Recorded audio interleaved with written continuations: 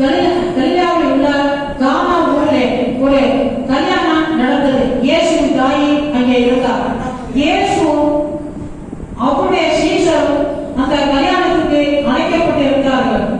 திராட்சை ரசம் குறைக்கப்பட்ட பொழுது இயேசுவின் தாய் அவரை நோக்கி, அவங்களுக்கு திராட்சை ரசம் இல்லை என்றார். அதில் இயேசு, ஸ்திரீயே, எனக்கும் உனக்கும் என்ன? என் வேலை இன்னும் வரல என்றார். அவருடைய தாய் வேலைக்காரர் நோக்கி, அவர் உங்களுக்கு என்ன சொல்கிறாரோ அதுபடி செய்யுங்கள் என்றார். யூதர்கள் தங்களை சுத்திகரிக்கும் முறைப்படியே ஒவ்வொன்று 2-3 குடம் தண்ணீரை கொள்ளத்தக்க 6 கற்சாடிகள் அங்கே வைத்திருந்தது. இயேசு வேலைக்காரர் நோக்கி, சாடியில தண்ணீரை நிரப்புங்கள் என்றார். அவர்கள் அவைகளை நிறைய நிரப்பினார்கள். அவர் அவர்களை நோக்கி, நீங்க இப்பொழுது கொண்டு பக்தி விசாரணைக்கு கொண்டு போங்க என்றார். அவர்கள் கொண்டு போனார்கள். அந்த திராட்சை ரசம் எங்கிருந்து வந்ததென்று தண்ணீரை கொண்ட வேலைக்காரருக்கு தெரிந்தது அன்றி பக்தி விசாரணைக்கு தெரியாததினால் அவன் திராட்சை ரசமாய் மாறின தண்ணீரை ருசி பார்த்து மணவாளனை அழைத்து, எந்த மனுஷனும் முன்பு நல்ல திராட்சை ரசத்தை கொடுத்து ஜனங்கள் திருப்தி அடைந்த பின்பு ருசி குறைந்த எதை கொடுப்பான்? நீரோ நல்ல ரசத்தை இதுவரைக்கும் வைத்திருக்கிறேன் என்றார். புரியுதா? புரிஞ்சுச்சா? மரியாமா காலை கேட்டுச்சா? ராஜாமா கேட்குதா? என்ன கேட்டுச்சா? உங்களுக்கு தான் தெரியறதுதான் வாசிட்டேன். பாருங்க, ஏசப்பா அந்த பூமியில இருக்கும்போது ஒரு கல்யாணத்துல போய் நடந்துக்கிறாரு. அங்க வந்து சிறுவர் நாட்டை பொறுத்தவரை என்ன செய்வாங்கன்னா, திராட்சை ரசம் வந்து என்ன செய்வாங்க, கொடுப்பாங்க. நல்லா திராட்சை ரசம், நல்லா அங்கேயெல்லாம் திராட்சை போடணும், ரொம்ப பெருசு பெருசா இருக்கும், நல்லா ருசியா இருக்கும். நம்ம ஊர்ல தான் என்ன செய்வோம், சாப்பாடு போட்டு பாயசம் வடை இதெல்லாம் கொடுப்போம். அந்த ஊர்ல அவங்க சாப்பாடு போட்டு சொல்ற திராட்சை ரசம் என்ன செய்வாங்க, கொடுப்பாங்க. இப்ப பக்தி விசாரணை செய்துட்டு இருக்கும்போது என்ன செய்வாங்க, திராட்சை ரசம் எல்லாமே போயிடுச்சு. இப்ப இயேசுவின் தாய் ஏசப்பட்டாங்கல்ல, அப்படி பட்டவங்க நமக்கு முக்கியம் கிடையாது. ஏசப்பா சுத்தத்துக்கு முடியாமல் வந்து இயேசு தாய் உலகத்துல வளர்ந்து முன்பாகவே இயேசு உலகத்துல இருந்தார். அவர் வாழ்க்கை கூட்டம் முத்தாக்களோட இருந்தாரு, பிதாவோட இருந்தாரு. அவர் வந்து நினைச்சாரு, அவர் பூமியில இறங்கி வர்றதுக்கே தெரிந்து கொண்ட பாத்திரம் அந்த தாய்.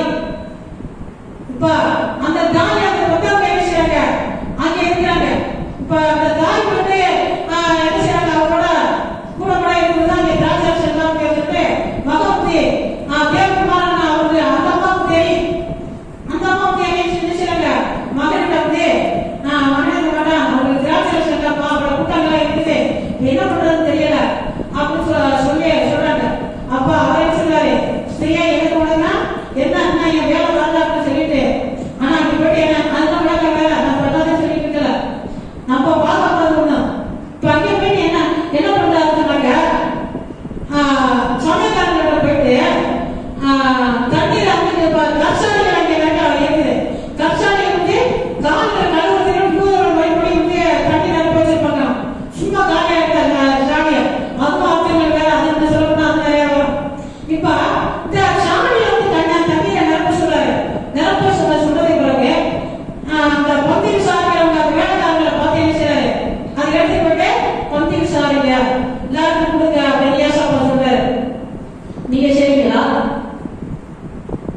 நீங்க செய்வீங்களா? எந்த தண்ணியை கொண்டாந்து வந்தா நிறைய ஊற்றி வைக்கணும், திரும்பி திராட்சை பொருளாக எடுத்து கொண்டா முடிவு நீங்க செய்வீங்களா? தானே செய்ய மாட்டீங்களா? ஏன்னா தண்ணி இல்ல, தண்ணியை தான் ஊத்துனாங்க. ஆனா ஏசப்பா சொன்னதுக்கு வேலைக்காரங்க ஒண்ணுமே சொல்லல, தண்ணியை நிரப்ப சொன்னாரு, எடுத்துட்டு உடனே சொன்னாரு, அதை கொடுங்க திராட்சை சாப்பிட்டு கொடுங்க அப்படிங்களா திராட்சை போதா இவங்க என்ன செய்றாங்க, எடுத்துட்டு போட்டு கொடுத்தாங்க. கொடுத்தவங்க வாங்கி குடிச்சவங்க எல்லாரும் உடனே வந்து மணவாளனை கல்யாணக்காரங்களை கூப்பிட்டு எல்லாரும் வந்து உசுங்க திராட்சை முதல்ல கொடுத்துருவாங்க. நல்லா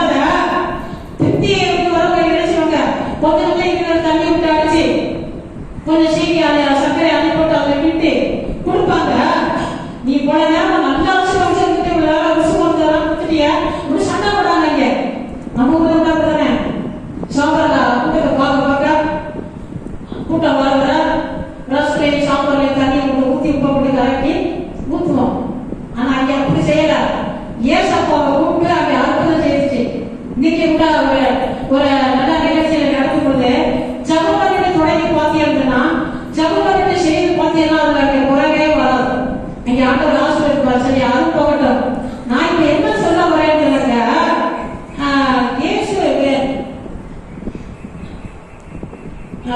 அவருடைய தாயே வேலைக்காரரை நோக்கி 5வது வசனம் நோக்கி அவர் உங்களுக்கு என்ன சொல்கிறாரோ அதுபடி செய்யுங்க என்றார். அவர் உங்களுக்கு என்ன சொல்றாரோ அதுபடி செய்யுங்க என்றார். அதை இப்போ நான் உங்களை பத்தி சொல்ல வரேன். இப்ப தண்ணீரை போட்டு பார்த்து திராட்சரசமா கொடுங்கன்னு சொன்னாரு. அங்க அற்புதம் செய்தார்ல. அவங்களுக்கு மட்டும் தண்ணியை ஊத்துறவங்களுக்கே தெரியாதுன்னு இங்க அற்புதம் நடந்துச்சு. இங்க அற்புதம் செய்தாரு. இங்க ருசியாக ஆண்டவர் மாத்தினாரு. குறைவில்லாத கொடுத்தாரு. அப்ப ஏசப்பா உங்களுக்கு என்ன சொல்றாரோ சொன்னாருன்னா ஒவ்வொருத்தருடைய வந்து பேசுவாரா? இதை இது செய்ய அதை செய்யணும் பேசுவாரா? வேத வசனத்து மூலமும் ஆண்டவர் பேசுவாரு. ஊழியக்காரங்க மூலமாக சமையல் வந்து என்ன செய்வாரு? பேசுவாரு. அது வந்து என்ன செய்யணும்? நீங்க விசுவாசத்தை நம்பி அதுபடி செய்யணும். சாப்பிட்டு சொல்லப்பட்டாங்க ஊழியக்காரங்க.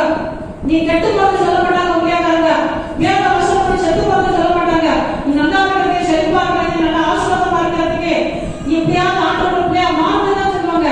அதனால அவர் சொல்றதுபடி நீங்க செய்கிறதுனா கண்டிப்பான செய்ய உங்களோட வாழ்க்கையை ஆண்டவர் என்ன செய்வாரு? உங்களோட சாட்சியுள்ள வாழ்க்கையை கூட குடும்பத்தையும் நீங்க எதை செய்தாலும் ருசியுள்ளதாக ஆண்டவர் மாற்றுவார். அநேக பேருக்கு உங்களை வந்து நல்லா நல்லதுன்னு சொல்றது கேட்பாங்க. நீங்க அநேக பேருக்கு ஆசீர்வாதமாக ருசியுள்ளவர்களாக மாற்றுங்க ஆண்டவர் உங்களையே பயன்படுத்துவார். நீங்க கைக்கு செய்ய வேலையிலும் உங்களுடைய தேவையிலும் எல்லாம் வந்து என்ன செய்வாரு? ஆண்டவர் ஆசீர்வதித்து ருசியுள்ளதாக மாற்றுவார். எப்ப மாற்றுவாரு? நீங்க அவர் சொல்றதுக்குள்ள கீழ்ப்படிந்து